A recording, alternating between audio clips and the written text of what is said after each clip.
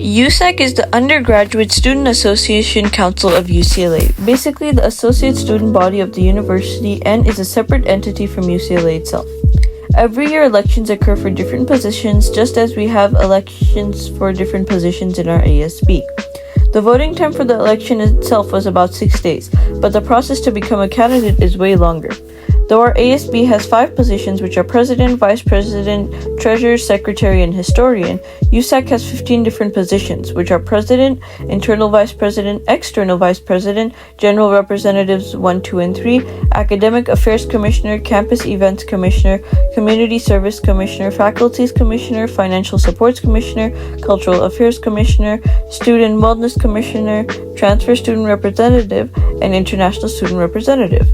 This year, 4 people ran for president, 4 people ran for internal vice president, 2 people ran for external vice president, 9 ran for Gen Rep. The top 3 voted get the positions of Gen Reps 1, 2, and 3, 2 ran for Financial Supports Commissioner, 9 ran for TSR, and the rest were unopposed as reported by the Daily Bruin.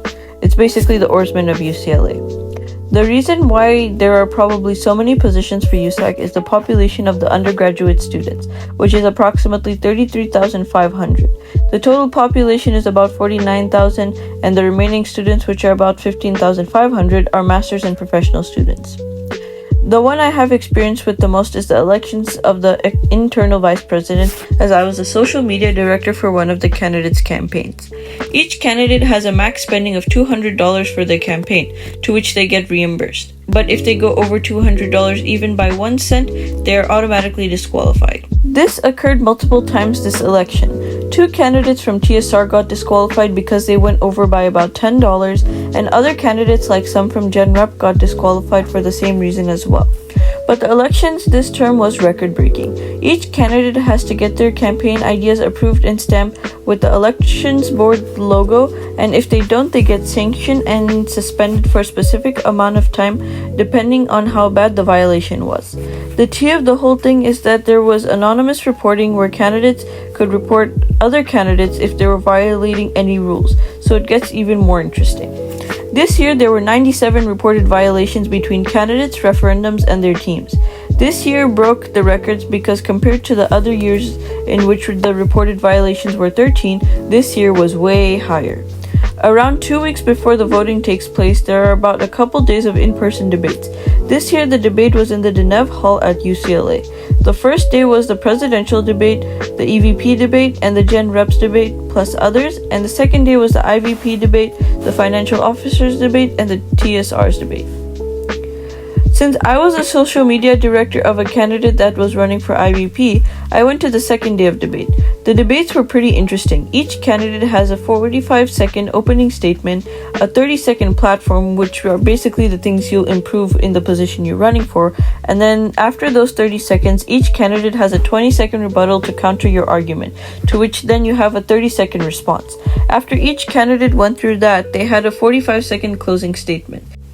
If there were 2 candidates for a position like the financial commissioner, it went by really quick, but if there were 9 candidates like for TSR, oh boy, that took a lot of time. After the debates, it was the real campaigning time. Candidates could do many different things to campaign as long as it was within the $200 limit and approved by the elections board. The most popular type of campaign were social media posts. Once you send your campaign post to get approved by the elections board, it takes about 48 business hours to get approved. The other main form of campaigning was having a sandwich board in UCLA, to which there was an additional $50 allocation on top of the $200 that were mentioned before. Each candidate was randomly drawn in a specific area to place your sandwich board, and basically every candidate had one. If you kept your sandwich board in the wrong place, you could get sanctioned. The candidate I worked with also did flyering. Flyering is the process where you just hand out flyers. Pretty simple, right? No, not really. Because on Bruin Walk, which is the main street where people flyer on campus, is very busy and also very hard to get a hold of people. As the voting time was a couple days in, one of the candidates for IVP thought that they were getting sanctioned unfairly. At this point, they had 7 violations, which some were right, but the rest were still true. And instead of taking this up with the elections board, they took it straight to the judicial board for a hearing with the elections board, and then their name came in the headlines for the Daily Bruin on the next day. Throughout this entire process, each candidate has a group of friends to work with throughout this time, and new friendships are created as candidates who don't already know get to know each other. This extracurricular activity not only teaches about leadership, but also creates new friendships that last a lifetime.